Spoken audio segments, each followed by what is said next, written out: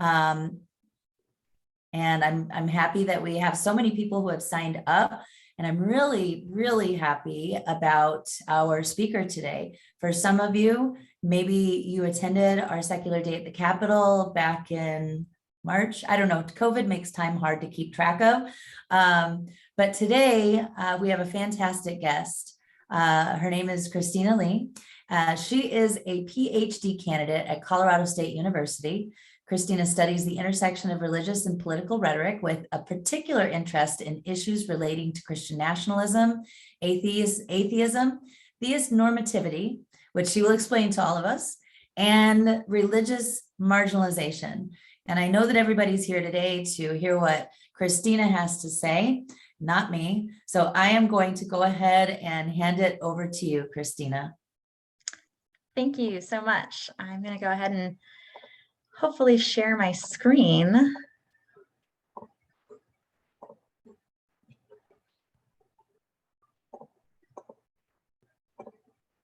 All right. So again, thank you all so much for being here today. My name is Christina Lee, and for the last 6 years, I've been really interested in studying kind of the intersection of religious and political rhetoric. And for me, I'm really interested in the experience of atheists in politics. And a lot of this stems from my own experience becoming an atheist and kind of seeing how differently that I was treated once I became an open atheist, and thinking about some of the consequences of being an open atheist in politics in particular, as well as just being an open atheist in the United States in general. And one of the key things that I tend to focus on is this idea of theistnormativity, which is a concept I developed a couple of years ago to try to explain the experience of atheists in the United States who are pressured to pass as theistic in our society. And the way that the United States in particular really tends to tie this idea of belief in God to good citizenship. So a couple of years ago, this survey came out, and they just redid it this year, where they asked people what traits were important for being kind of truly American. And there was a lot of different traits people looked at, but the two that I find particularly interesting is that about 43% of respondents stated that you needed to be Christian to be truly American, while 56% said you need to believe in God to be truly American. And as we can see, Republicans tend to be more likely to believe that these characteristics are tied to good citizenship, but Democrats also do tend to believe this as well. About a third of Democrats believe that you need to be Christian to be truly American, while almost 50% say you need to believe in God to be truly American. And so I think that these statistics are really important because they really point to the way that religious identity is tied to American identity. And we're going to talk a little bit about Christian nationalism because I think these two things are very closely tied together. But for me, I was really interested by this specific statistic, that belief in God is important. When this survey first came out in 2015, a previous version of it, this number was 69%. So it has decreased in the last 6 years, which is really good. It's decreased a lot. But that's still to have over 50% of respondents of this survey to say that, to me, really points to this issue of kind of the way that theism is tied to American identity and the kind of anti-atheism that's tied to that. So this is really how I came to this notion of theistnormativity, which is the understanding of theism or the belief of God and gods as being dominant and natural. So theistnormativity, I think that it manifests in different societies in different ways. In the United States, it's very monotheistic, very specifically. But one of the things that's really key about it is that it really kind of coercively reinforces narratives about what is kind of natural and normal. So belief in God is framed as being normal, the expectation. So part of this is we expect people to believe in God, and if they don't, then those people are kind of perceived as perverse, immoral, un-American, those types of terms. And so there's a lot of pressure within theist-normative societies, and I've argued that the United States is such a society, for people who don't believe in God to perform as if they do. So particularly in public settings, to bow their heads in prayer if they're asked to do so, to say we're one nation under God and kind of say that as part of a collective, to not say out loud that they're an atheist. Those types of things are kind of the general expectations. So I'm really interested in theistnormativity and how it impacts people in their day-to-day lives, but I'm also really interested in how theistnormativity is reinforced through political discourses and rituals and symbols. So I'm particularly interested in two of the most prominent examples of theistnormative symbolism and ritual in the United States, which is the motto "In God We Trust" and the phrase "Under God" in the Pledge of Allegiance. So I'm currently working on my dissertation, and my dissertation specifically looks at how the phrase "under God" was added to the Pledge of Allegiance, and how it was very much this goal during the 1950s, during the Cold War. It was an attempt to turn the Pledge of Allegiance into a theist-normative ritual that would work to remind the American people that they were supposed to believe in God and that they weren't godless communists. And in fact, they justified the addition by arguing that an atheist American is a contradiction of terms. So there's very much this reinforcement of a kind of atheism and Americanism do not align together.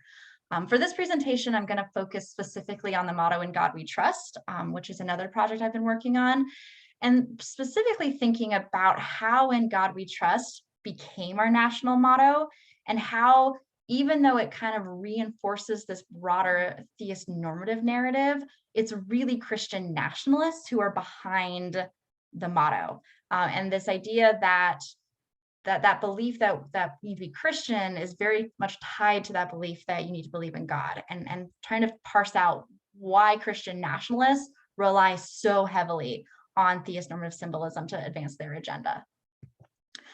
So with talking about theist normative legislation, I do a lot of work looking at the 1950s in particular. So theist normative legislation is really any type of official legislation that is reinforced by the government that contributes to the narrative that codifies the American people as theistic. So in the 1950s, for example, we had the National Day of Prayer became an annual event. It is now law that the president must declare a National Day of Prayer every year. And on its surface, this might not seem theist normative because prayer technically does not have to be to a higher power, but the way that it's done in the United States, it very much tends to be. For example, last year, President Biden did not include God in his National Day of Prayer, and he got a lot of backlash for that. So there's certainly this expectation that prayer and God are kind of connected when we talk about that. There's also a prayer room added to Congress. Under God was added to the pledge. "In God We Trust" was put on all paper money as well as coins, and "In God We Trust" became our national motto. So this was a really big moment for kind of a lot of our contemporary theist normative legislation came out of the 1950s. And we've really seen in the last 70 years, Christian nationalists look to this type of legislation as further proof that the United States is a Christian nation. So when I talk about Christian nationalism, I just want to clarify a few things. So Christian nationalism is an ideological political framework. It's not a religious identity. So anybody from any religion, including atheists, can kind of adhere to Christian nationalist beliefs. And these include things like the United States is or should be a Christian nation, law should be based on Christian morals, and Christians, or at least God-fearing individuals, make for the best leaders and citizens. So this is one of the ways that Christian nationalism is so ingrained in the United States is especially this latter one, this idea that Christians make for the best leaders because they're the most moral. That's something that you actually see people from across the religious and political spectrum oftentimes support those types of arguments. But on the opposite side, people who oppose Christian nationalism, so people who are rejectors of it, also come from all religious backgrounds, including Christians who reject Christian nationalism, atheists who reject Christian nationalism. So it's not necessarily tied to religious belief. It's more tied to this understanding of how our politics should work and how Christianity kind of ties to American identity. So when looking at the phrase "In God We Trust" in particular, it's very much an interesting interesting history because of the way that Christian nationalism was so deeply behind it. So the motto "In God We Trust" was first put on coins in the 1860s. Prior to that, the Christian nationalist movement, it was very much focused on this idea that we need to make the United States a Christian nation. At the same time, the Christian nationalist movement was trying to pass what was known as the Christian Amendment, which was an amendment to the US Constitution that would have added a clause that we recognize Jesus Christ as our Lord and Savior and bestowers of our gifts. So it would have been very much a federal recognition that we're a Christian nation. Unsurprisingly, that has never passed. The Christian nationalist movement has been trying to pass this amendment for 150 years to no avail. But what Christian nationalists did find was that using more vague language and not being so explicitly Christian was much more successful. And we very much see that in the use of "In God We Trust." So in 1861, Reverend M.R. Watkinson, he wrote to the Secretary of Treasury, Samuel P. Chase, arguing that we need to add a motto to the coins that recognizes Almighty God. And his recommendation was that it should be "God, Liberty, Law." And he very much was focused on this idea that the United States very much seems like a heathen nation because there's no federal proof that we are a nation that believes in God. So we expressed concern that if the United States ends up failing and falling due to the Civil War, people in the future would look back and not realize that we were a religious nation. He specifically appealed to Chase's Christianity to try to encourage him to pass this, which suggested that when he said the word God, he was referring to the Christian God. So a week later, Chase wrote to James Pollock, who was the director of the Mint in Philadelphia, instructing him to design a coin to include the motto. And what's important about James Pollock is that he was an active member of the National Reform Association. And the National Reform Association was the group that was behind the Christian Amendment. So everything kind of points to the idea that Pollock very much was a Christian nationalist. He supported the Christian Amendment.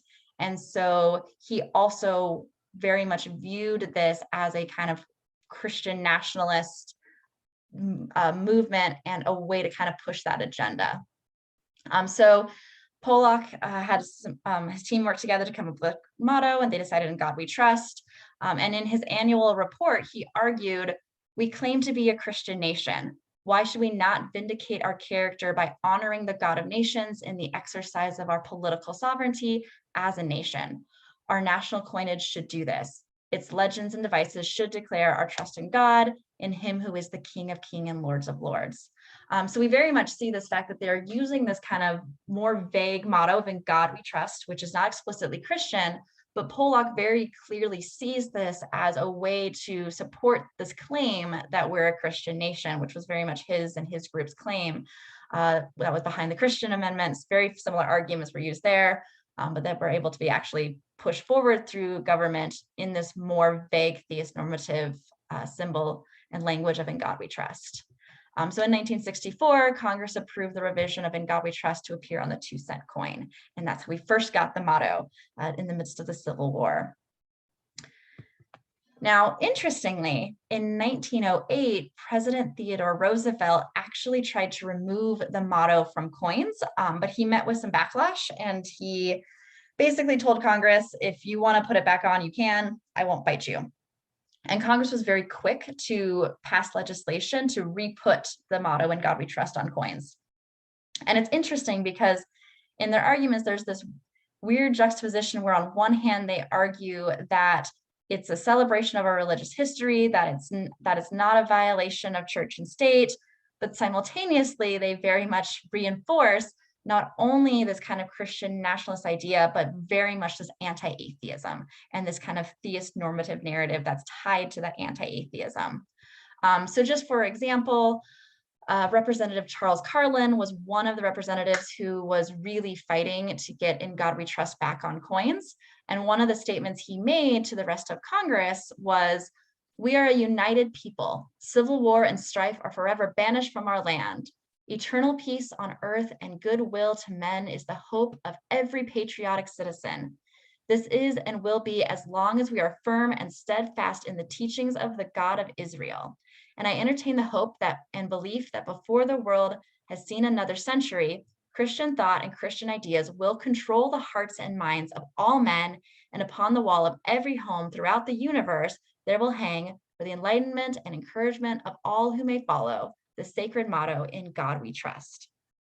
So once again, it's an interesting juxtaposition, because while the phrase "in God we trust" is not explicitly Christian, we very much clearly see this connection between this idea that belief in God is tied to the success of the United States and democracy, but that specifically is talking about the Christian God, and they see the motto as spreading the Christian thoughts and Christian ideas across the universe, not just the United States. So again, very much this Christian nationalist language that we see there. Another really big part of it, like I mentioned, was the silencing of infidels, which was a common term used for not only non-Christians, but specifically atheists. In the context of these hearings, it's not fully clear if they're talking about non-Christians broadly or atheists specifically.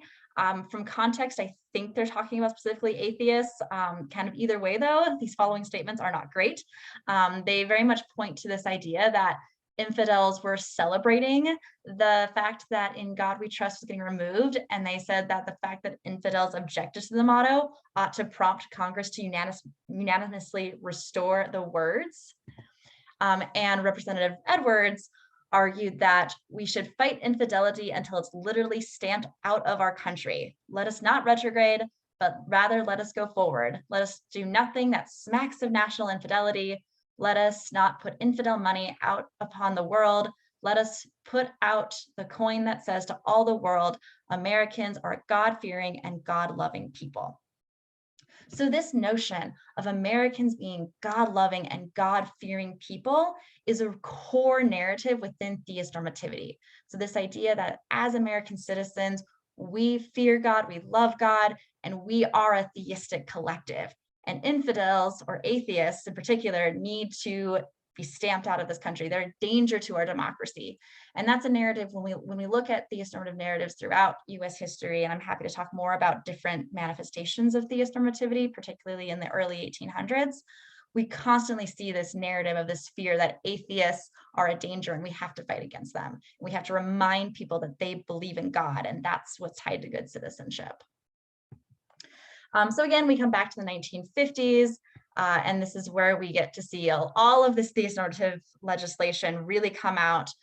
What's really important about the "In God We Trust" part of it in particular is that it got passed very quickly in the 1950s, just months to get "In God We Trust" to become our national motto. There was very little public discussion about it, which really kind of points to not only the context of the Cold War, which was very much tied to a lot of theist normative narratives. There was what's known as the spiritual industrial complex, in which there were a lot of organized groups coming together to try to create a spiritual defense against the atheistic communists and really reinforce these theist normative narratives that atheists are the enemies, all other religions need to come together, specifically kind of Abrahamic Judeo-Christian narrative that very much comes up a lot, to fight against atheism. Now, notably, you'll see that in 1954, the National Reform Association did attempt to pass the Christian Amendment again, and it failed, which really points to how, despite the popularity of theist normative legislation, there was still secularism in the United States that was very influential. And there was this very clear understanding that we're not a Christian nation, and to pass the Christian Amendment would be a very clear violation of the Establishment Clause. And even though there were attempts to do that, those consistently failed. But members of Congress were very much willing to pass these more broad theist normative narratives. And very consistently, when you look at the legislation and the arguments used by members of Congress, they would consistently say these are not violations of separation of church and state. This is not an establishment of religion. But we need to remind the American people that we believe in God, that we're a God-fearing people. So there's this really interesting juxtaposition of how they're defining establishment of religion.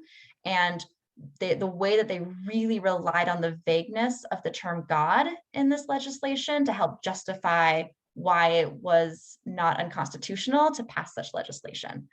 Despite the fact that when you also dig into it, there's very clear connections of people identifying the God in this legislation as Christian as well. So there's kind of both happening at once. So what's really important here in thinking about contemporary context is that the Christian nationalist movement, which has become increasingly powerful and motivated, particularly in the last 40 years, but 10 to 20 years in particular, have really turned to this legislation to help push their narrative. So we see, particularly when we think of like the religious right and kind of a lot of these more kind of conservative policies, whether it's looking at same-sex marriage, abortion, using the motto "In God We Trust" to push that narrative. And it's not just necessarily Christian nationalists that are doing this. So it's not, again, we want to remember that Christian nationalism is not just tied to Christians. We see this happening with a lot of different kind of theistic religions who are pushing a more conservative nationalism, religious nationalism, will use this motto to kind of almost as a form of authority to back up why they are pushing their particular agenda. So one of the ones that today we want to be really conscious of is the Congressional Prayer Caucus Foundation and what's known as Project Blitz. So this is basically a campaign that's been done by various different Christian nationalist organizations, the Congressional Prayer Caucus Foundation being the most prominent. And it's basically a campaign to blitz the country with as much Christian nationalist legislation as possible, because such legislation is very hard to fight. And they originally called themselves Project Blitz, but once people started to notice them and call them out, they actually changed their name to the Freedom for All Foundation. And then after a while, they changed the name again. And I actually can't figure out what they're currently calling themselves. They do a lot of this kind of secret behind doors things like changing names. So there's a lot of kind of anonymity, kind of being anonymous, kind of that hidden in plain sight type of idea. But I think Project Blitz is kind of the best name for what they're doing because it literally describes what they're doing. So their goal is to protect the free exercise of traditional Judeo-Christian religious values and beliefs in the public sphere, and to reclaim and properly define the narratives which support such beliefs. So for them, this reclaiming the narrative is very much reclaiming this narrative that we're a Christian nation, that we need to return to being a Christian nation. And they point to especially times like the 1950s that seem like this moment of like religious fervor and love of religion, although that love was very much tied to the coerciveness of the Cold War. They turned to that to say we need to go back to that. That's what made us strong. And when we go away from that, it's harming our society. And so we need to go back to it. So one of the things that they do is they have different type of legislation to help kind of push this narrative. And phase one is what they call kind of bills that are focused on being largely ceremonial and symbolic. And they literally call these phase one, phase two, phase three. So these include things like In God We Trust bills. So these are bills that put In God We Trust on schools, in public buildings, on police cars, on license plates, things like that. So they've had quite a bit of success with these bills across the United States, including in Arizona. And they've been some of the most successful pieces of legislation. Phase two is much more Christian focused on kind of really normalizing Christianity in the public sphere. So these are things like getting Bible literacy classes in public schools, encouraging the declaration of Christian Heritage Weeks. So this legislation that's really focused on reinforcing this narrative that we're always have been a Christian nation, that we need to be a Christian nation that understands the Bible, usually a very specific conservative interpretation of the Bible. I think that's very important in kind of the way that particularly Project Blitz works. It is a more conservative Christian nationalist campaign. And then finally, where you can really see this is their phase three is what they call religious liberty protection legislation. But it's definitely legislation that is aimed at kind of protecting a more conservative Christian stance on a lot of social issues. So these include laws that promote intimate sexual relations between married heterosexual couples, a reliance on and maintenance of birth gender, and adoption by intact heterosexual marriage-based families. So this legislation that is very much grounded in a more conservative Christian fundamentalist perspective. And so what's really important about looking at these phases is recognizing how important Theistnormative legislation is for helping them get to phase 3. And they're not subtle about this. They actually have a playbook that they write every year that talks about how they do their legislation. And they don't try to publicize it, but usually someone finds it and shares it on the internet, and we're able to find them and look at them. But they literally argue in this playbook that despite arguments that this type of legislation is not needed, measures such as the In God We Trust bill can have an enormous impact. Even if it does not become law, it can still provide the basis to shore up later support for other government entities to support religious displays. So there's several things that they mean by this. One is they're pointing to this notion that In God We Trust bills, they might seem trivial, they might seem like they're not that important, but they really are, because they're fairly easy to get support for across political spectrum. It's very rare that people from either the Republican or the Democratic Party will oppose such bills. And one of the things is that even if someone does oppose it, it's really a great way for Christian nationalists to shore up more support, which they talk about here. And specifically what they do is, if people oppose the bills, they very quickly turn that opposition and say, well, why do you hate religion? Why do you hate God? This is our national motto. Why do you hate America? So they very much tie this In God We Trust to, again, American identity, good citizenship. So if you oppose In God We Trust, then you're opposing Americanism. And it really pushes their narrative that there's persecution against religious people, specifically Christians. And so they can use that fear to kind of get further support for other religious displays, oftentimes more explicitly Christian displays. So there's a lot of kind of things that go off of each other here. And so In God We Trust bills are really important to them, because they can really pull into those theist-normative fears and those theist-normative assumptions of, we do believe in God. This is our national motto. It's tied to our identity, and atheism is bad. And if we are rejecting In God We Trust, we're promoting atheism. That's a very common thing that they'll do as well. And again, it's important to emphasize that this is something that happens across the political spectrum, and it's supported in a lot of bipartisan ways. So just for example, one of these bills were passed in Louisiana, where all schools were required to put In God We Trust on their walls, and it had to be big so you could see it. And Louisiana Democratic State Senator Regina Ashford Barrow, she was quoted saying that this is our national motto. It is also on our currency. So I think that it's really important that we ensure that young people understand the patriotic history of our country and how it was founded and its purpose. So very much this notion that our patriotic history is tied to this belief in God, and our country was founded under the belief of God, and that was very much part of the purpose of how the United States came to form. That's a very Christian nationalist narrative that we see quite often. And so again, using the more vague theist-normative legislation kind of allows them to get this narrative without being explicitly Christian nationalist. It's a lot more subtle. So one of the things that's really important for the secular movement to think about is the way that we oftentimes don't oppose this type of theist-normative symbolism and displays within the public sphere. This was done from the 2019 US Secular Survey, where they asked people to respond, what are your policy priorities?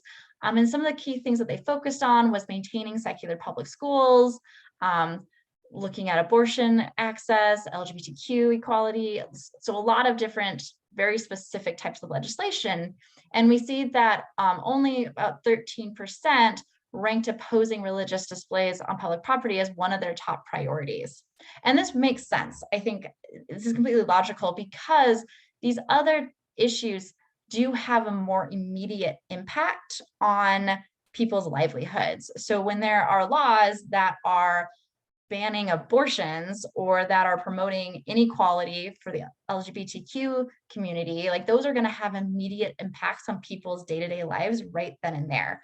Where a giant cross on public land or the motto "In God We Trust" on police cars, license plates, in schools, like it might seem annoying, but it's not having an immediate, obvious impact on people's day-to-day lives. But one of the things that I would argue is that they actually do have a very big impact on how people understand society.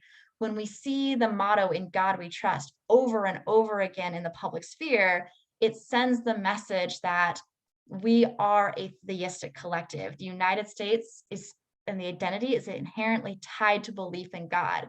When we say the Pledge of Allegiance and say that we're one nation under God, we are openly proclaiming that we are a theistic collective. And by doing that, particularly for Christian nationalists, they're able to use that as kind of the first place we can come together. And then they can use that to kind of jump to that next step of like, hey, we're a theistic collective. Well, now let's be a Christian collective. And now let's be a conservative Christian collective more specifically. And so these types of displays make it easier for this type of legislation that's going to be stuff that undermines our goals here to come into fruition. So we need to be really conscious of how these religious displays are impacting that. But also it becomes really tricky because opposing such religious displays do oftentimes end up resulting in accusations of being anti-religious, anti-America, those types of narratives. So it's a very tricky balance, recognizing that opposing those displays is dangerous in terms of the way that narrative can get twisted very easily. And so again, we come back to this survey that I was talking about of like, why do people tend to associate being truly American with believing in God, even more so than being Christian? And I would argue that a lot of that has to do with the pervasiveness of these theist-normative symbols, constantly telling us that in America, in God we trust. In America, we are under God. And then a lot of people will then connect that God specifically to Christianity. And it's fewer people for sure, but there's still that connection there. And again, we can see how while the Christian nationalist movement today does tend to be more conservative, it's on the religious right, some of these more subtle narratives are oftentimes embraced by people on the left as well. And so being really conscious of that and thinking about how political parties across the board are promoting these, and how, particularly for Democrats who tend to be more likely to fight Christian nationalism, how they might oftentimes be willing to reinforce certain narratives that actually promote Christian nationalism through such legislation such as In God We Trust bills. So I'm going to spend the last 30 minutes, I'm going to open up for questions, but I also just wanted to offer just a couple of reading recommendations if you're interested in kind of learning more about some of this history. So I highly recommend The Myth of American Religious Freedom by David Sahet. He specifically looks at how Christian nationalism, and he doesn't call it Christian nationalism, but it's kind of the same idea. He calls them moral establishmentarianism. But he is really looking at how that's been ingrained in the United States since its founding, and the way that we oftentimes forget about that in contemporary memory. And it's really important to understand that history in order to understand the contemporary movement. And I also really recommend Andrew L. Whitehead's Taking America Back for God for understanding the contemporary Christian nationalist movement. I think these are two really good books for kind of looking at those political aspects. So thank you.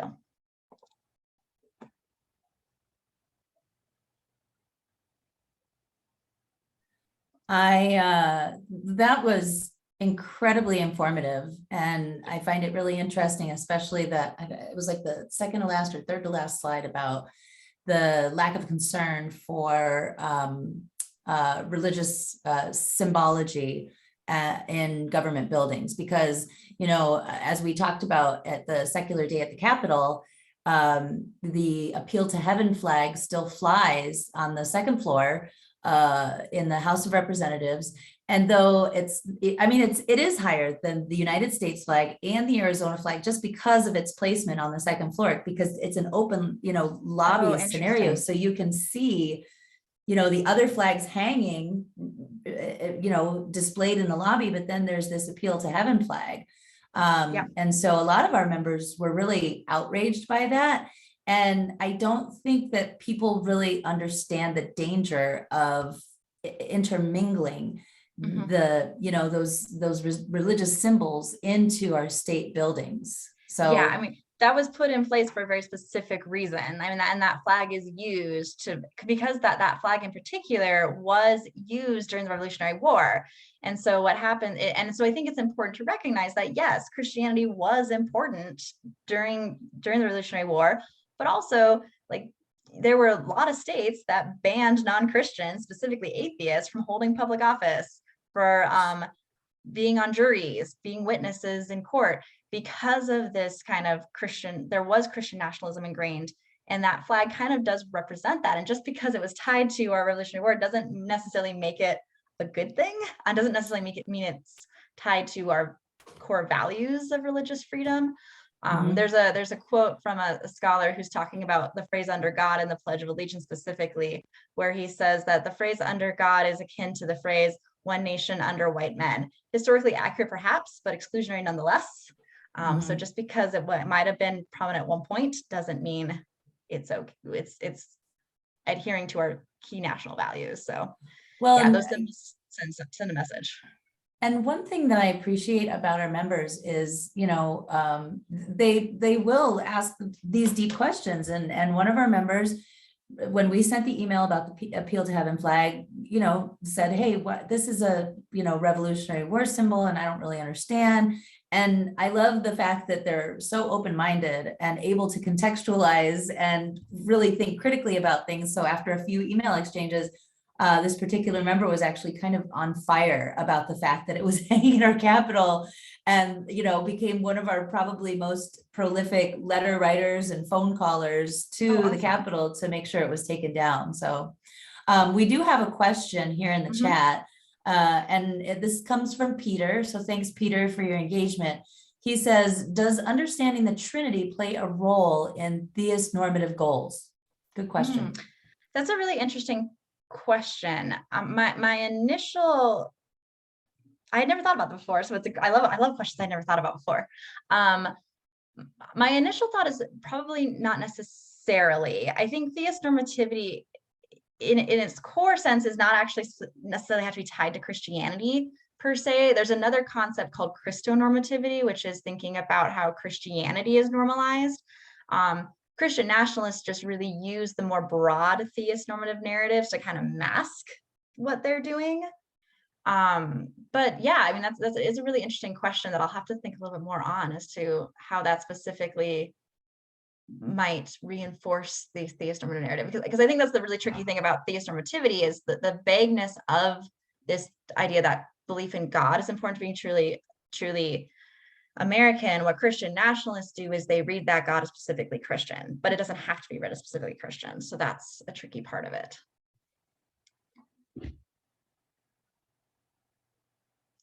We have another question. This one comes from Jay. Jay says, what is your understanding of the current demographic size of those identifying as secular or nuns in the US? Yeah, so I mean it's such a broad category. But I mean, the statistics that I've looked at have suggested that as many as 25 to 30% of people in the United States might actually identify as religious nuns, as being atheist, potentially. They might not use that term atheist. There's actually a relatively small amount of people who use that specific term atheist. And I actually think that a lot of that has to do with that idea that if you say you're atheist, it's a very clear declaration that I don't believe in God. And there's that theist normative pressure very much to push people towards not being that explicit. So people there's a lot more kind of safer terms such as agnostic. Just saying you're not religious is safer than saying I don't believe in God, in terms of the way that people get kind of the way that morality and good citizenship is tied to that. Secularism, I think, is a little bit more complicated because in some ways it's similar to Christian nationalism in the sense that it's a political perspective. So if we're looking at secularism it has a lot of different definitions. So we're talking about secularism, about people who don't believe in God. That's one definition of secularism. Another definition of secularism is simply the belief that the government and religion should be separate, and people who are religious can oftentimes be secularists in that sense. And there's a lot of people who are secularists to at least on a scale to exactly what that is. So like a lot more people are willing to say, yeah, religion and government should be separate, but like in God we trust, not a big deal, but I don't want the Christian amendment passed, or I don't want people to like use their religion to justify legislation. That's where they draw the line, but they're okay with certain symbolism. So that's a little bit harder to trace, actually how many people kind of fall on those lines. And you just made me think about something too, because we obviously do advocacy work at the Capitol, and we speak to our legislators, and some of our biggest champions and partners are those that are in the faith community, who are more, I guess, would be classified more as progressive faiths. But specifically, there's a wonderful state senator, Stephanie Stahl Hamilton, who's from the Tucson area. She is an ordained Presbyterian minister, and she is our staunchest advocate for secular government and the separation of church and state. Yeah, so absolutely. And that's the thing that's really important is, again, with that twisting of when people oppose in God we trust, people often say, oh, it's all these atheists who are trying to destroy America. Actually, no, most of the people who actually oppose these things are still religious people that just support separation of church and state. And so, and there's so much value in challenging this Theistnormative legislation, or just these Theistnormative narratives, even if we don't want to legally challenge the legislation, because that can get very tricky. Just for example, my entire family is Christian. They tend to vote Republican, but like if somebody posts on Facebook about, the founding fathers said we're one nation under God, my mom will just like pop on and be like, actually, that's not true. And she'll like give this little history. And I think if I said that as an open atheist, they'd be like, oh, you're just anti-religious. Where my mom, as a Christian saying it, I think carries a lot more weight with some of her peers. And so there's a lot of value in that coalition building. So I have a question, because there was a piece today on NPR, and it was about, how people who identify as Christian were so readily able to kind of forgive the behaviors of the last president, specifically in relation to, the Access Hollywood interview. And, it was in a van, and there was a statement about basically sexual assault, or the fact that the former president was married several times. And, so I'm curious your thoughts from your perspective about that kind of disconnect, right? Like, can you maybe speak to that a little bit? And I don't even know what my question is, but how did the, Christian folks, those evangelical types, kind of be able to look past those behaviors that would be so seen as sin, essentially? Yeah. No, I think that's a really good question. And it's something that bothers a lot of people who study Christian nationalism. Are really like, this is a question that how did Donald Trump become the like symbol of Christian nationalism, when like you would think on paper he's the exact opposite of what a good Christian on like, kind of ideal good Christian would look like. And this is where that Whitehead and Perry book I highly recommend, because they dig into this a lot. And one of the things that they point to is, again, what's interesting about Christian nationalism is that, again, it's actually not tied so much to religious identity. People who are more likely, who go to church more often, and who read the Bible, are actually less inclined to be Christian nationalists. And a lot of people who are Christian nationalists, what drives them is this kind of notion that like being a Christian makes me a good citizen.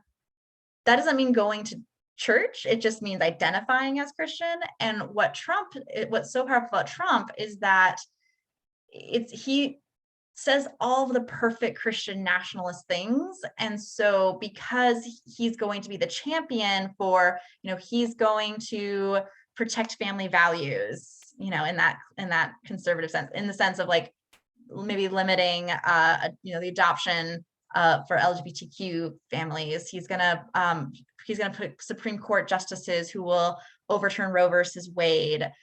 So because of this kind of power dynamic, he's that can be forgiven because he's going to champion these goals. And so I think one of the key things about Christian nationalism is it's not actually about promoting sincere Christian values necessarily. And we're talking about the Christian values is a very broad term that can mean a lot of different things, different denominations and manifestations of Christianity, but it's about power and making sure that it's Christians who have power, and particularly in the contemporary Christian nationalist movement, that's very conservative, fundamentalist Christianity. And that's more important than anything else, is having, because like you look at Biden, who goes to church regularly and is very much clearly a Christian, yet the Christian nationalists can accuse him of not being a Christian because he is a secularist. And so that's what it's all about, rather than actual sincere belief.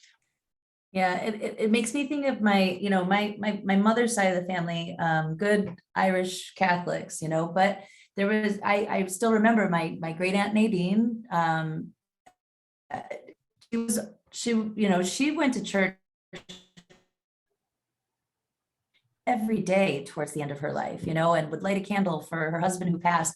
But she was very much about secular government and the separation of church and state. I mean, I think she probably even went against her church with regards to things like reproductive rights and gay marriage and things like that. So it is interesting to me. I have a couple of more questions here. Well, the first one, somebody's asking if you could perhaps enter the names of those recommended books in the chat. Yeah. There was also a great post today by Andrew Seidel, who's with, I think, Atheists United or Americans United for Separation of Church and State. Yeah. And he actually did a little screenshot of all these wonderful authors. But if you could put those in there, that would be helpful. That's what Erica's asking for. And then we have another question, and that may be all we have time for tonight. But the question comes from Beth, and she says, doesn't the very word, this is a great question, doesn't the very word atheist imply that that theism is the norm? Who else has to label themselves as not something instead of something? The word is much older than a country. Great question. Yeah, I think that's a really great point. And I tend to look at theistnormativity in the US context, but I do think it's an issue that you see throughout time of it's interesting. People all say oh, atheism emerged in the 1600s. And I'm like, yeah, I'm pretty sure that people didn't believe in God before that. But there was this kind of moment where, because of the pervasiveness of this expectation that people believe in God, and we see this particularly part of the Enlightenment movement, there was this push to kind of really be more narrow about what good religious practice was, and that kind of caused a rebellion that caused people to rebel against the norm, and that's where the term atheism kind of starts to emerge, as well as the term secularism. So I think you're right. I think it's interesting that term atheism very much is kind of a response to it. And so for me, it's interesting because I choose to use the term atheist to describe myself, partially because of the political implications of I want to kind of disrupt the norm. And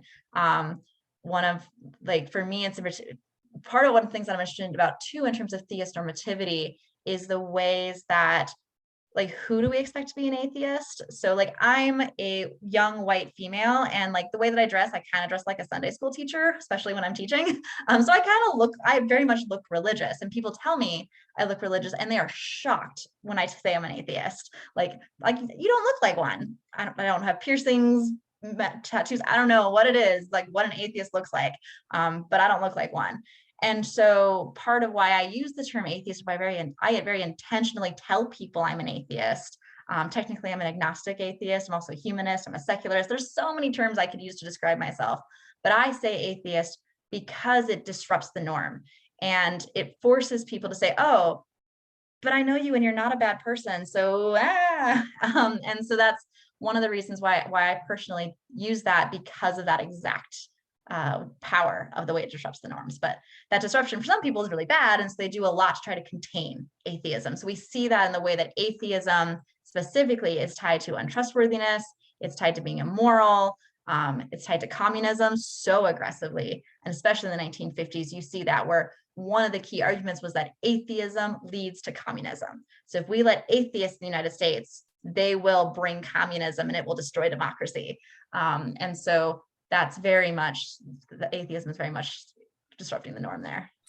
And meanwhile, now with what's happening in Ukraine, it's just such cognitive dissonance and gaslighting with regard, like here we are, Putin was part of the KGB, communism, and people are taking the sides of communists while they're kind of, carrying the cross on their back. So it's just this. I never thought I would see that. Well, Fox News be like, wait, Putin, why are we fighting against Putin? I was like, wait, what? It's fascinating. Yeah. How that, again, it's very much, I think it's what's really important about so many of these things is it's so much about power and maintaining power and maintaining particular, what we call hegemonies. So like the way that particular ideologies are ingrained in society to be seen as common sense. And those typically tend to favor particular groups. And there's this desire to hold on to that, even if it seems being hypocritical at times. So I want to kind of end with this because, well, there's a couple of things. I mean, first of all, I want to let our members know right now that on Monday, the 25th of April, we are going to be having a conversation. We're going to be starting a series of candidate forums, specifically with school board members.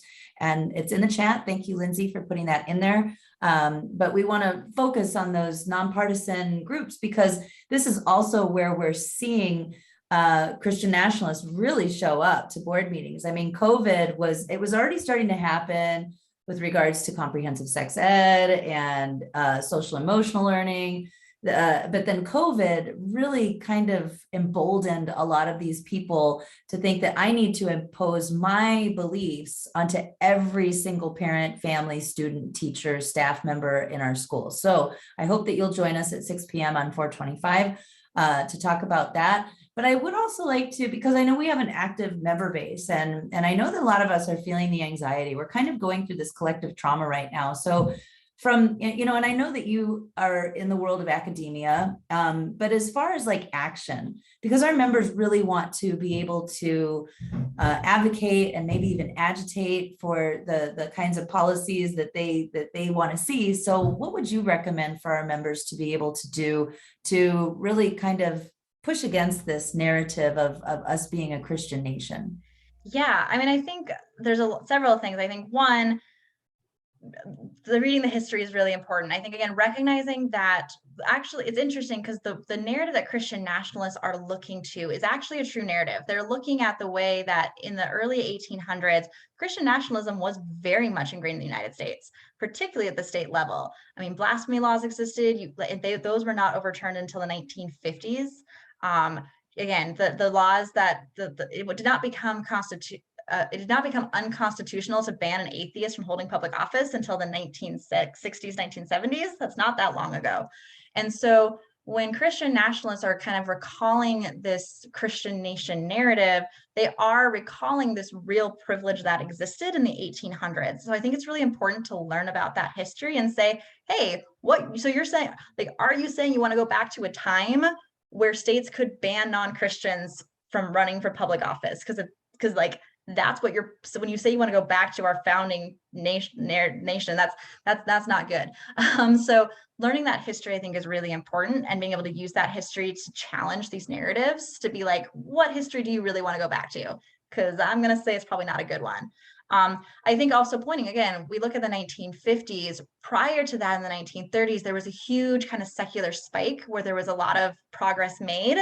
And the 1950s was in many ways a response to that, in a very similar way that I would say now is a response to the spike in the 2000s. And so if history repeats itself, I would say that in the next 10, 20 years might have a very similar impact the 1950s did, where we might see a lot of this legislation.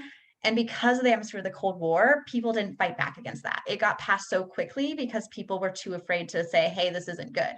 It is much easier to fight bills before they pass than to try to get bills removed. So it's really important to be following There's, for example, there's a website called Blitz Watch, which specifically follows the work of Project Blitz. I don't know how much they keep updated, but they do every now. I do have see them update every now and then. So that's a really good way where you can see state to state where things are happening. Again, if you see even those types of bills that are like in God we trust bills, like those Christian nationalists are behind those. Like they have such an intense organized system right now that's very hidden. But be really conscious of looking out for those and calling those out and trying to do the work to get them to not pass before, because it's much harder to get them removed afterwards, because there's a lot of, unfortunately, legally speaking, it's very hard to overturn those types of legislation, because from a legal standpoint, judges have tended to go with the precedence of that this is not coercive and it's just ceremonial deism. So it's not actually establishing religion. So they use that narrative to protect it. So it's very hard to overturn once it's been passed. And, quite honestly, we're seeing that in Arizona, that some of these more explicitly religious bills are getting bipartisan support. And it's interest, because it's like people who I feel like maybe don't, they're not in this conversation right now. So they are not necessarily, they're thinking to themselves, well, I have constituents who very much care about their church or whatever. And so they should be able to. So it's one of those things where I feel like we need all hands on deck, and and you're absolutely right. And I'm grateful to our members who do answer those calls for our action alerts and who contact their representatives and to call them out whenever they see that kind of stuff happen. So there's no more questions in the chat. We're approaching 7 o'clock. I think this was a fantastic discussion, Christina, and I appreciate you so much for coming on. Is there anything else, any parting words that you might like to say in the last few minutes? Yeah, that last thing you just said was like, that's the other thing, just emphasizing again, to my knowledge, not a lot of people have looked at Christian nationalism and how it forms in liberal Christian nationalism, but that is also a thing. And I think that that liberal Christian nationalism, for secularists at least, might be a little bit easier to tackle, to try to address the kind of bipartisan Christian nationalism. That might be that's a little bit more of a micro thing that's easier to focus on sometimes. But that's just something to be aware of. We tend to think of Christian nationalism, we think as the religious right, but Christian nationalism is a bipartisan problem. So, yeah. And your numbers showed that. So thank you to everybody who attended today. Again, thank you, Christina Lee. This was such a fantastic discussion. Congratulations on your new position and your move to the Plains country. And yep. I hope that you find your people there. And you'll have to keep us posted on what happens next for you, because I know that this is a discussion that we could all continue for probably the whole evening. Yes, I'm moving to South Dakota. So if anybody knows any atheists in South Dakota who want to be friends, or secularists, badly. It sounds like you might have to start your own organization. We'll see. Might have to do that. All right, everybody. So thanks again. I hope to see you all next Monday for our Chandler Unified School Board meeting, or not meeting, but our discussion and with the candidates. And thank you, Lindsay, for facilitating everything. And again, thanks to Christina Lee. Everybody, you have a good night.